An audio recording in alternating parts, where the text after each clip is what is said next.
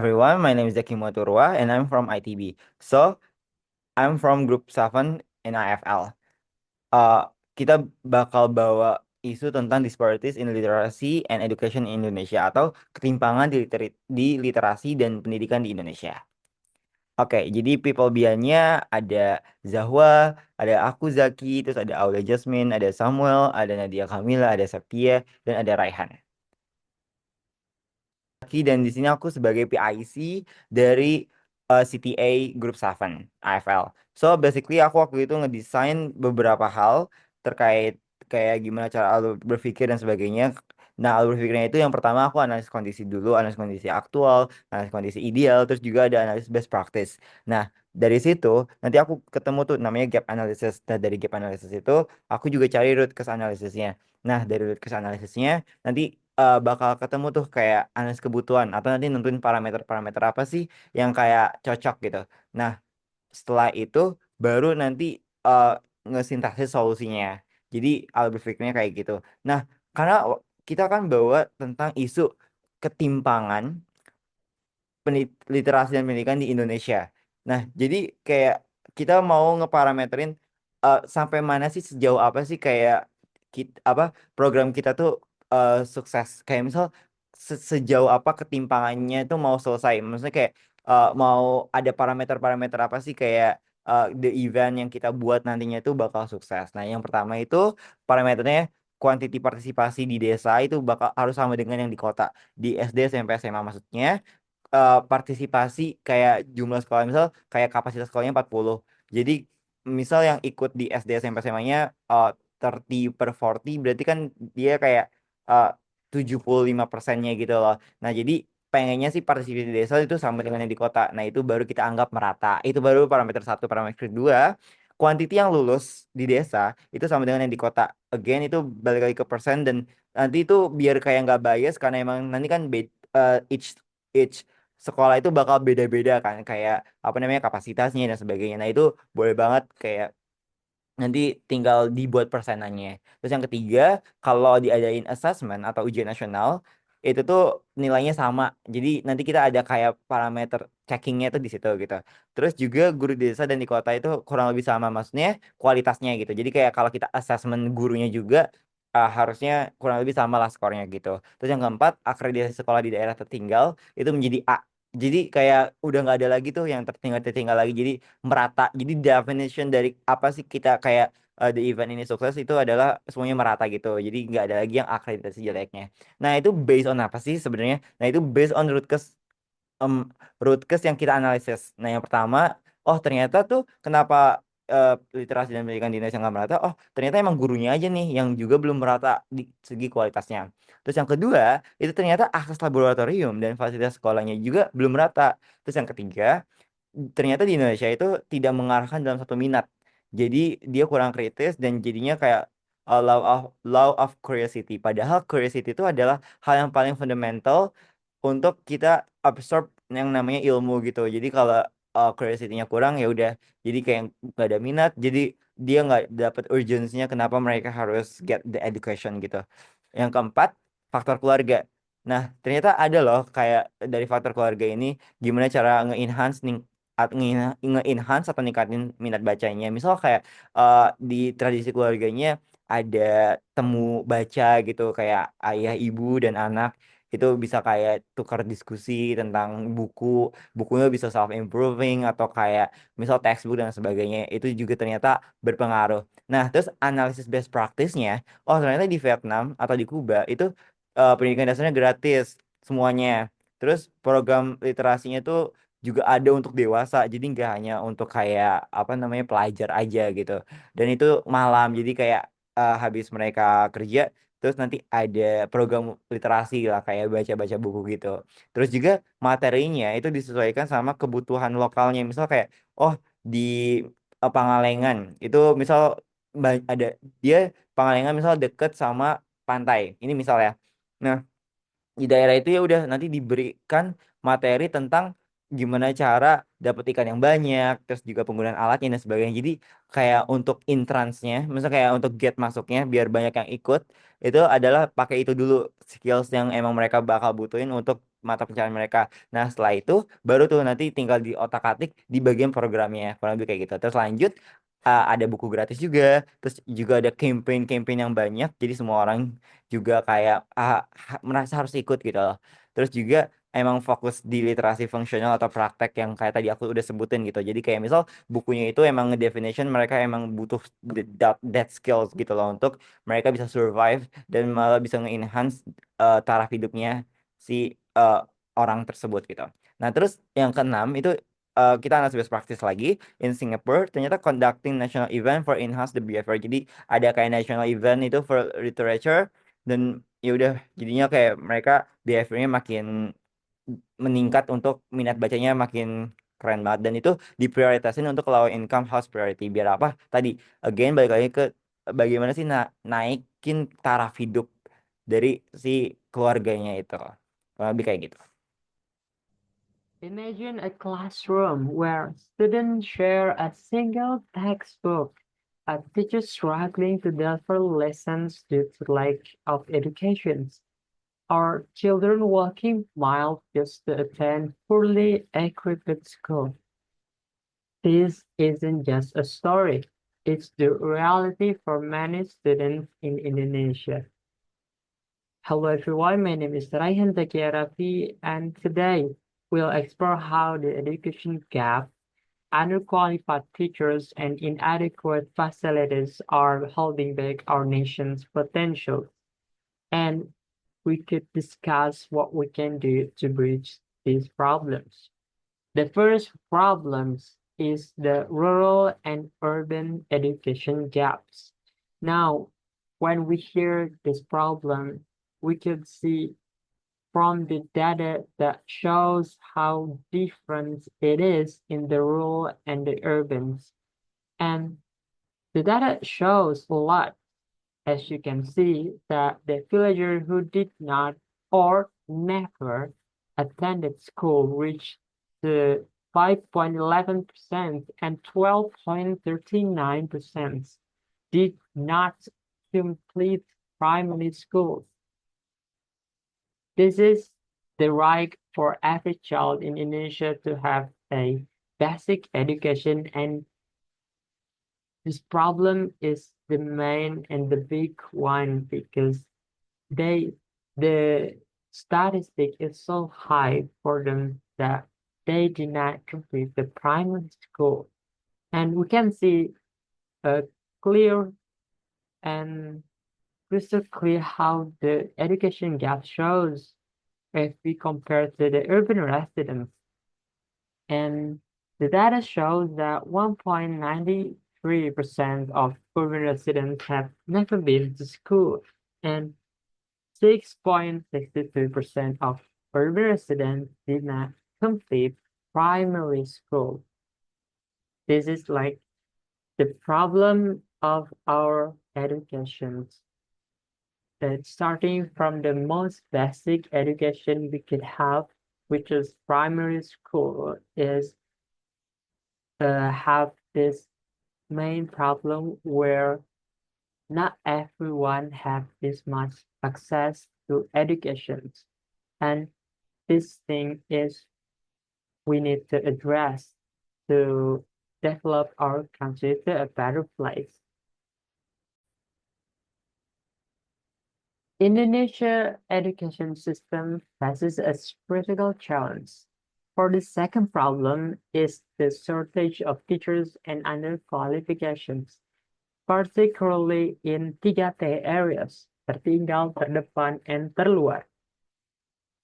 According to Tempo 2023, reports a shortage of 21,676 teachers in public schools, leaving many classrooms in the hands of underqualified educators with only a high school diploma.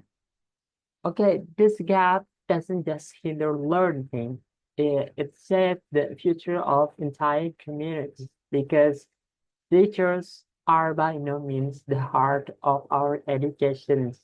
It's our mother that nurture our educations from the most basic things. And this is just a big step to address this problem, because when we could not like doing it right in teachers and addressing this problem, we couldn't move forward to the next step. So, in tackling Indonesians' education challenges, particularly in 3T areas, it's clear that addressing the teacher shortage and improving qualification are crucial steps. Quality education is not just a privilege, but a right for every child, regardless of their educations. So it is the thing that we must remember how we treat teachers in our countries. So I want you to guys imagine trying to learn in a classroom made of bamboo and without any basic facilities like electricity, clean water, or even enough space for every student. It's not a great environment to learn, right? So this comes for the next problem is in inadequate facilities schools. In many remote areas in Indonesia, this is the daily reality. Schools are built with the bare minimum, risking the safety of students and teachers, while making the teaching and learning process far off from ideal. And we've seen the lack of proper facilities in remote schools isn't just an issue of infrastructure, it's a barrier to opportunity. Every child deserves a safe, supporting learning environments and regardless of where they live. Now, this is like challenge in our time that education is has many holes and problem that we should repair from the most basic one that students have the accessibility to education, to teachers, how we treat teachers, and now the facilities that we provide for students and teachers and education's environment in general. That's the problem that we've been so far and have as a nation, as a growing nation in Indonesia. So the other problem that Indonesia face are Indonesia's literacy challenges. Based on the data from 2022 Global Literacy Index published by the World Literacy Foundation, Indonesia is in a fairly low position in terms of global literacy. The country is ranked 60 out of 61 countries surveyed in terms of reading and writing skills. So the other problem that Indonesia face is actually about technology, because even though technology are keep improving in Indonesia, it's still a problem in certain of area. Because based on the data from the Indonesia Internet Service Provider Association, around 196 million Indonesians have been connected to the internet, but equitable and quality internet access is still a problem in many remote areas.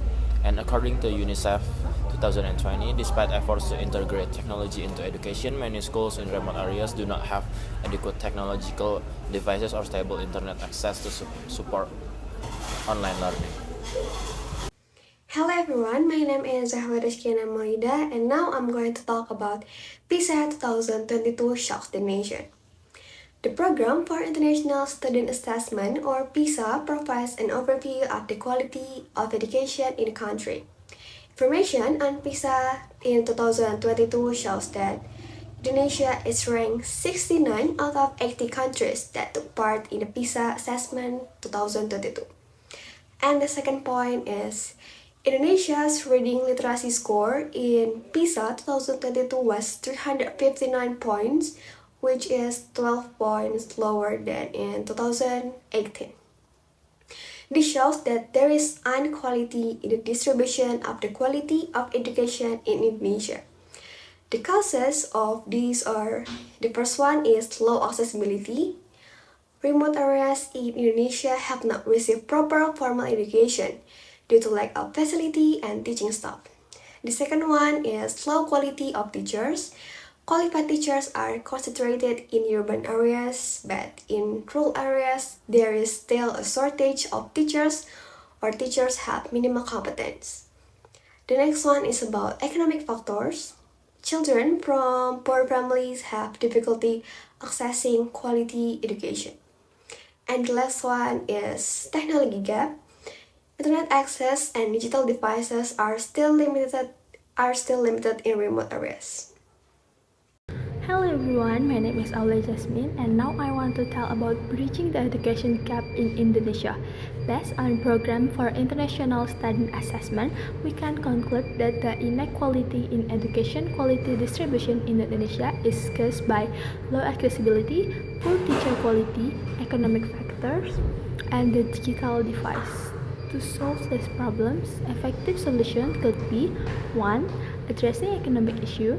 The goal of expanding the KIP College program and mobile libraries is to reduce educational inequality and provide equal opportunity for all students, regardless of their economic background. 2 is development of educational technology. Providing digital devices such as laptop or tablets for learning, developing and changing and curriculum relevant digital learning content, and improving or building community learning center equipped with tablet or computer or maybe laptop, and stable internet access. 3 is enhanced accessibility. School transportation provided by local government can enhance accessibility. And last or 4 is improving teacher quality. Regular performance evaluation and scholarships for future studies can improve teacher professional development. Thank you. According to the official UNESCO website, there exists a Global Alliance for Literacy or GAL. This alliance comprises 30 nations dedicated to enhancing literacy among both youth and adults. GAL aims to foster a unified movement in policy formulation and financial investment to uphold literacy for all, particularly for marginalized groups. To realize this objective, the GAL was established within the Lifelong Learning Framework in 2016, the proper global literacy initiative, and tackle the challenge of promoting literacy on a worldwide scale. GAL operates under a strategic framework that aligns with UNESCO's Youth and Adult Literacy 2020 until 2025 strategy. The strategy delineates 5 key areas of focus for advancing literacy and numeracy in GAL members countries. First, policy and strategy. Second, equity and inclusivity. Third, innovation. Fourth, data and oversight. The last 5, collaboration and alliance. This focus area aims to assist young individuals and adults from the most disadvantaged background in enhancing their literacy and numeracy skills, thereby increasing their potential for advancement in personal, community, and professional spheres, UNESCO states on its official website. From the aforementioned quotes, we can derive the appropriate solution. To enhance access to education, collaboration between the government and communities is essential for establishing learning centers in underserved regions. Point 1. In the realm of enhancing teacher quality, educators receive continuous training and have successfully completed certification under specific conditions. Point 2. Regarding collaboration with the private sector, companies can enhance literacy by engaging in social campaigns and corporate social responsibility initiatives. Point 3. Enhancing student engagement in literacy activities, for instance, augmenting the number of students who borrow books from the library, enroll in book clubs, or take part in writing competition. Point 4. Enhances student achievement, for instance, elevated test scores, particularly in areas pertaining to language and literacy. Point 5. Heightens interest in reading, For instance, raise the number of students engaging in voluntary book reading outside of school hours. Point 6. Teacher exchange. Implement teacher exchange program between urban and rural areas to facilitate the sharing of knowledge and experience. Point 7. Comparative studies. Undertake comparative analysis in nations that have effectively enhanced their literacy rates, including Vietnam, Cuba, and Singapore. Point 8. Programs adoption, modifying successfully programs from other countries to align with the conditions and requirements in Indonesia.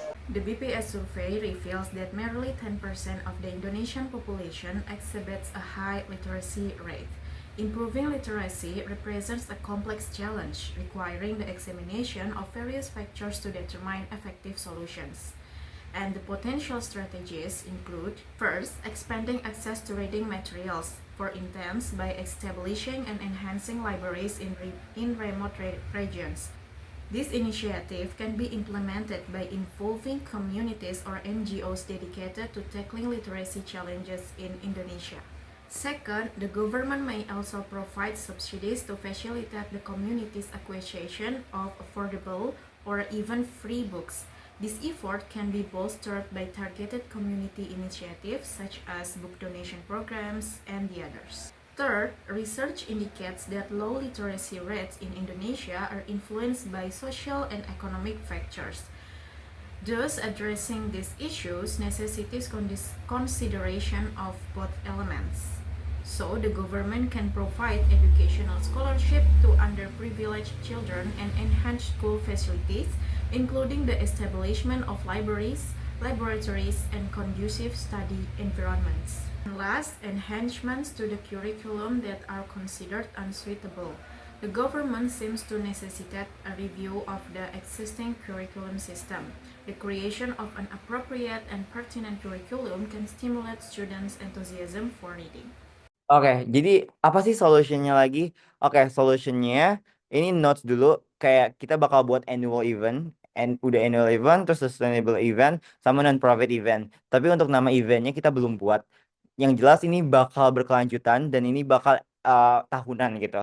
Nah, di sini kebagi jadi beberapa hal, pre-event, main event, sama post-event. Nah, di pre-eventnya itu tuh nanti bakal ada kayak partnership sama sponsorship. Karena again, balik lagi solusi yang kita bawa ini harus visible dan juga harus kayak bisa lah sebagai kita mahasiswa atau kayak high school itu bisa ngejalaninnya dan bisa make it happens.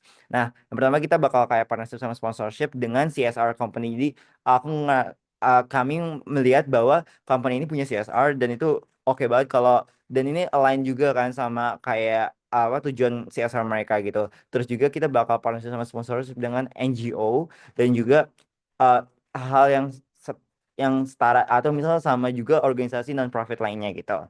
Terus juga bakal ada government roadshow, company roadshow, terus juga anything lah, schools roadshow dan sebagainya. Terus juga nanti bakal ada donation book donation. Terus lanjut di pre-eventnya itu bakal mapping seluruh Indonesia. Kayak mana sih daerah-daerah yang tertinggal dan mana sih kayak target the event ini untuk kayak kesana-kesananya gitu. Terus yang terakhir itu bakal ngebuat community sama volunteering gitu. Nah, ini referensinya ada namanya Sekolah Kembara. Itu juga geraknya sama di bidang education dan mereka emang ada volunteering gitu biar orang-orang yang ada di kota ini bisa untuk ikut memeratakan literacy and education-nya itu. Nah, di main event itu rencananya kami tuh pengen buat big event gitu di Senayan. Nanti bakal ada charity run, terus juga ada bakal lelang amal dan donation. Again, ini kan non-profit event. Jadi nanti all funds what we've got itu nanti bakal langsung ke apa namanya untuk emang tujuan operasional kita aja gitu. Terus nanti bakal ada exhibition juga kayak misal exhibitionnya kayak program-program kita tuh mau ngapain aja sih. Terus juga hasil mapping yang kemarin itu gimana. Terus juga kayak reporting gitu sih. Kan nanti ini bakal annual event. Jadi nanti exhibitionnya kayak misal kalau kita udah ngerjain di terpencil gitu. Nanti tinggal reportingnya itu di exhibition juga gitu. Terus nanti bakal ada education sama workshop. Itu kayak untuk daerah-daerah tertinggal nanti bisa dibawa ke main eventnya nanti kayak bakal cross culture gitulah. Terus nanti ada media coverage sama campaign. Nah, ini sebenarnya untuk lebih di-expand lagi di event ini namanya. Terus juga visi kita. Ini kan visi yang baik dan menurut aku dan menurut kami maksudnya kita bakal kayak banyak banget partisipasi gitulah dari misal filantropi yang ada di Indonesia. Terus lanjut literasi inisiatif. Terus nanti juga ada bakal lomba literasi. Terus juga ada bakal sertifikasi guru dan sosialisasi program yang kita bakal buat ini gitu di event ini. Terus di post eventnya nanti bakal ada competition lagi tentang kayak siapa yang cepet, maksudnya yang banyak baca buku, terus juga conduct sell book, terus conducting a quiz competition. Nah, nanti juga bakal nge-enhance dari infrastruktur pendidikan di daerah yang tertinggal gitu. Jadi kayak nanti kan udah di mapping tuh di pre-event. Kayak misal di daerah Banten tuh ada 5, nanti bakal ke situ dulu. Jadi kayak kita bakal kayak menyebarnya pelan-pelan tapi uh, semuanya jalan gitu, jadi paralel. Terus enhancing educator excellences, complementary book distribution, terus nanti bakal ada assessment yang udah disebutin itu sebagai evaluasi actually. Terus juga nanti bakal ada pusat literasi di tiap daerah yang tertinggalnya itu. Nah, gimana sih biar itu tetap sustain dan sebagainya? Nah, itu balik lagi ada volunteering. Jadi kayak semua ini tuh dijalanin emang based on non-profit event. Tapi again, operasional tetap ada kan. Makanya di partnership sama sponsorship, menurut aku itu menurut kami itu bakal tercover dan juga dari CSR company juga bakal tercover. Apalagi kalau kita bisa misal ajuin petisi atau kayak misal collab sama government itu bakal lebih wow lagi dan dengan visi yang kita bawa untuk menyelesaikan pemerataan ini dan bener-bener bukti konkret dan dengan parameter yang udah tadi disebutin di awal dan menurut kami ini bakal visible dan tetap bakal jadi annual event dan kayak yang bakal ditunggu-tungguin gitu oleh semua orang.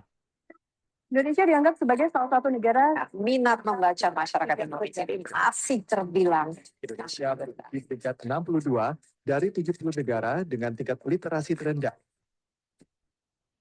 24 dibagi 3. Baik, terlihat pada video bahwa menunjukkan banyak sekali siswa di Indonesia itu sangat tertinggal. Misalnya tadi ada 24/3 atau literasi PISA dan sebagainya itu udah jadi masalah besar di Indonesia dan menurut kami proyek ini harus segera dilaksanakan agar hal-hal terkait seperti rendahnya literasi dan juga perhitungan dan fundamental things itu bakal secepatnya selesai. Nah, untuk laporannya, untuk kayak penggunaan Google Workspace, kita biasa kalau meeting pakai Google Meet, terus juga kita pakai spreadsheets untuk buat dashboardnya, terus juga ada Google Form untuk kayak kita pengen tahu isu apa sih yang relevan dan dari situ sih kita kayak banyak nemuin kayak oh ternyata ada isu-isu lain yang oke, tapi kita milihnya yang tentang literasi ini gitu. Terus juga kita menggunakan Google Docs, terus juga kita menggunakan Google Slides untuk presentasi dan Google Workspace lainnya. Dan nanti itu bakal ada di Google Slides-nya gitu. Nanti lebih lengkapnya ada di situ. Oke, segitu aja dari grup Sahavan AFL. Thank you.